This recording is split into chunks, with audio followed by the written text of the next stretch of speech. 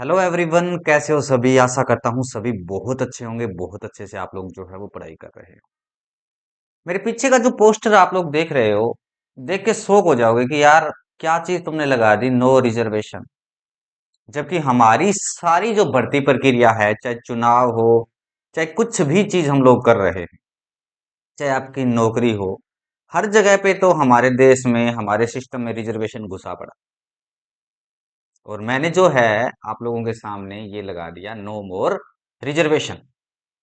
और ये मैं नहीं बोल रहा, ये बोल रहा है सुप्रीम कोर्ट। हमारा जो माननीय सुप्रीम कोर्ट है, उसने बोला है। अभी थोड़े दिन पहले हाई कोर्ट का एक फैसला आया था, उसको सुप्रीम कोर्ट ने खारिज कर दिया और उसे असंवैधानिक बताते हुए अपना एक नया फैसला दे दिया, जिसमें बोला गया है नो मोर रिजर्वेशन।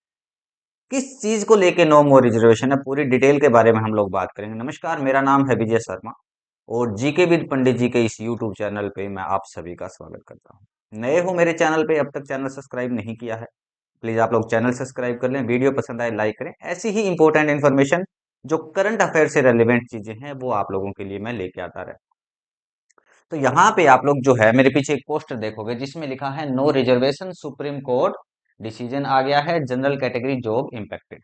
अब क्या चीज है, देखो कैसे मैंने ये जो है थंबनेल आप लोगों के सामने बना दिया। कैसे इस चीज के ऊपर मैं इतना श्योरली होके बोल रहा हूं, उसके बारे में हम बात करेंगे। तो चलिए पहले हम लोग जो है वो केस को देखते हैं। मामले के बारे में हम जो है वो बाद में बात करेंगे। पहले हम लोग क्या है, केस को देख लेते हैं। और वो जो केस था, वो किसका केस था? वो था high court relied on the Jitendra Kumar versus state of UP. ठीक है। किस विषय पे था ये? एसएससी जनरल ड्यूटी का था। एसएससी जीडी की एक भर्ती हुई और इसके ऊपर था। ये 2010 का केस है, जिसके ऊपर जो है अभी फाइनली जो इसका फैसला आया है। दूसरा, इससे अलावा एक सीआईएसएफ का कोई कैंडिडेट था, उसका भी केस है। अब इन दोनों केसों के ऊपर हम लोग चर्चा करें, उससे पहले हम लोग जिस मुद्दे पे आ रहे थे वो मैं बता देता हूँ।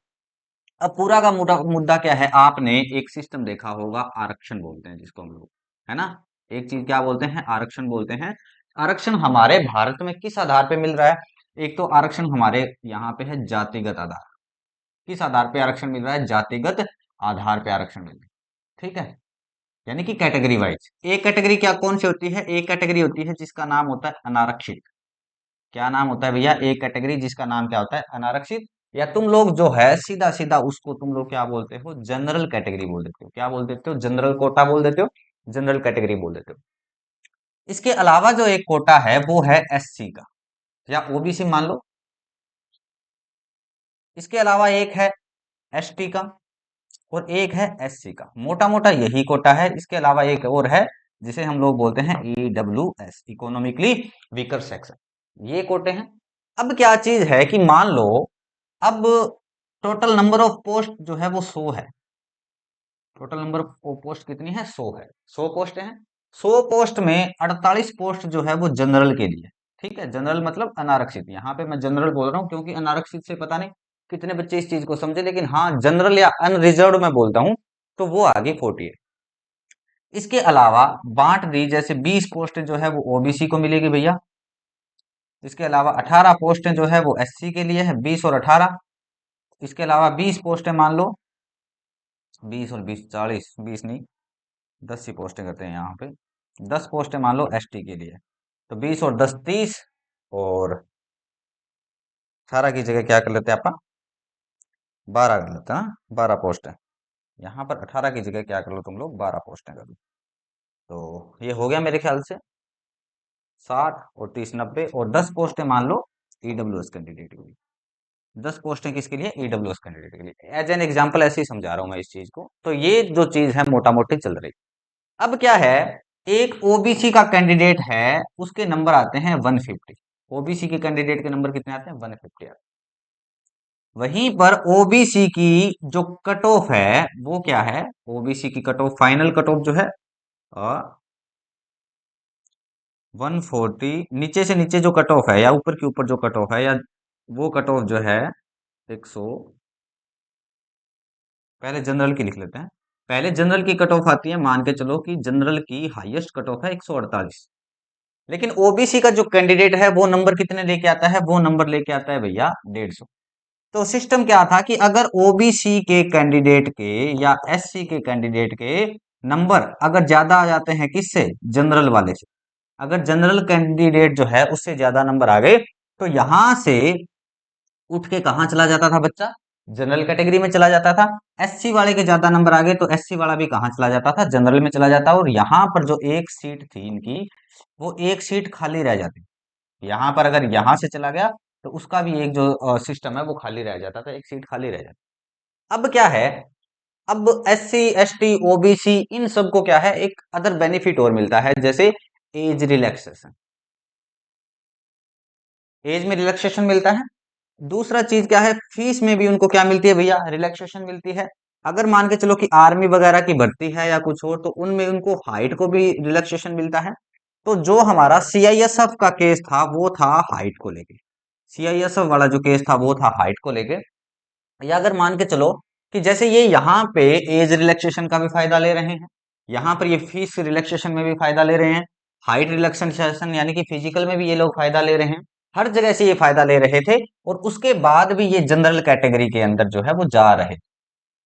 ठीक है। अब सिस्टम क्या हुआ, एक बच्चा जो एक नंबर से रह गया, उसकी जगह पे कौन आ गया, उसकी जगह पे एक ऐसा कैंडिडेट आ गया जो एससी कैटेगरी से बिलोंग करता था। अब इसने क्या करा, जैसे एससी कैटेगरी वाले बंदे के नंबर आए 148, पहले इसने हाइट के अंदर या एज के अंदर जैसे मान के चलो कि 5 साल का, 5 ईयर का क्या ले लिया, रिलैक्स ले लिया। 5 साल की इसने छूट ले ली, 5 साल की छूट भी इसने ले ली, प्लस 148 नंबर लेके जो जनरल का लास्ट जो कैंडिडेट था उससे जस्ट उसका एक नंबर ऊपर चला गया, 149 नंबर आ गया उसका। अब वो वहां चला गया। अब इस बंदे ने क्या केस लगाया, इसने लगाया कि इसने एक तो 5 साल की छूट ले ली, या इसने क्या करा, हाइट के अंदर भी बेनिफिट ले लिया, प्लस इसने मेरे नंबर में भी बेनिफिट ले लिया, दोनों जगह पे ले लिया। अब क्या है कि अगर मैं एक नंबर से रहा हूं कोई दिक्कत नहीं, मेरा एक नंबर जो है, अगर ये लड़का नहीं आता तो इसकी जगह पे मैं आ जाता, मेरा नंबर पूरा हो जाता। लेकिन जब इसको अगर हाइट में या इसको एज में रिलैक्सेशन नहीं मिलता तो ये भर्ती से बाहर था, और इस लड़के की जगह पे मेरा क्या हो जाता, सिलेक्शन हो जाता। वो तो पूरा पूरा मोटा मोटा मुद्दा ये था कि इस जगह पे मेरा सिलेक्शन हो जाता। अब हाई कोर्ट ने क्या दे दिया, हाई कोर्ट ने ये फैसला दे दिया कि हाँ भाई एस सी एस टी का जो कैंडिडेट है वो ही लगेगा, और जनरल कैटेगरी का जो कैंडिडेट है वो बाहर होगा। लड़का चला गया सुप्रीम कोर्ट, सुप्रीम कोर्ट में गया, सुप्रीम कोर्ट ने पूरी की पूरी एडवर्टीजमेंट पढ़ी, और उसने देखा कि वो जो वैकेंसी थी उसमें क्लियरली जो था मेंशन कि आप अगर किसी कैटेगरी का बेनिफिट लेते हो तो आप सिर्फ उसी कैटेगरी के अंदर कंसीडर करे जाओगे, दूसरी कैटेगरी में आप ज्वाइन नहीं कर सकते। तो लड़का क्या था, एससी कैटेगरी का था। अब उसने क्या है, हाइट में बेनिफिट ले लिया, या उसने क्या है अपना एज रिलैक्सेशन में बेनिफिट ले लिया। अब दोनों जगह पे उसने क्या कर दिया, बेनिफिट ले लिया, और दोनों जगह पे बेनिफिट लेने का इसको नुकसान ये हुआ कि सुप्रीम कोर्ट ने बोला कि आप अगर रिजर्वेशन नहीं लेते उस कैटेगरी का तो आप डेफिनेटली जनरल में आ सकते थे। आप क्या करते, आप अपना फॉर्म जो है वो जनरल कैटेगरी में सबमिट करते, आप फीस पूरी कटवाते भाई, आप कोई भी हाइट का या एज का फायदा नहीं लेना चाहिए था आपको।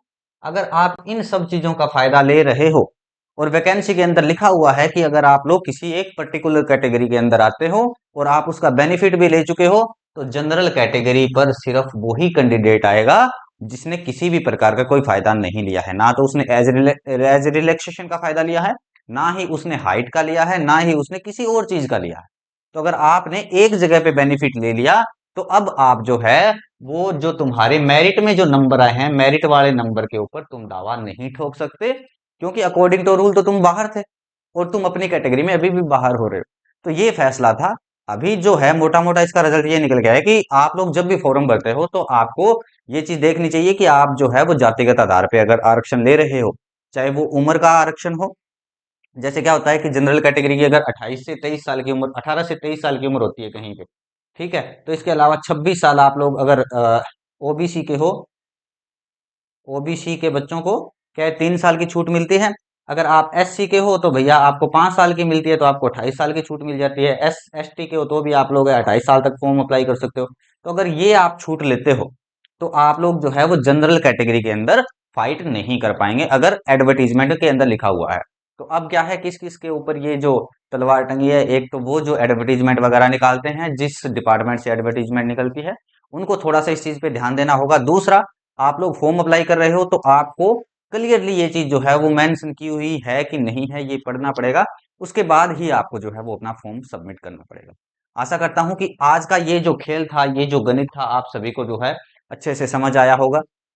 ऐसे ही वीडियोस हम लोग जो है वो लेके आते रहते हैं। आप लोग मेरे साथ टेलीग्राम पे भी जुड़ सकते हो, इंस्टाग्राम पे भी आप लोग भैया हमारे साथ जुड़ सकते हो, व्हाट्सअप का चैनल बना रखा है जिसके अंदर हम लोग जो है वो जॉब से रिलेवेंट, चाहे वो प्राइवेट नौकरी हो चाहे सरकारी नौकरी हो, हर प्रकार की वैकेंसी के बारे में हम लोग जो है वो निरंतर आप लोगों को बताते रहते हैं। तो आशा करता हूँ कि आपको वीडियो पसंद आएगा, अपने दोस्तों के साथ जरूर शेयर करोगे, लाइक करोगे, कमेंट करोगे।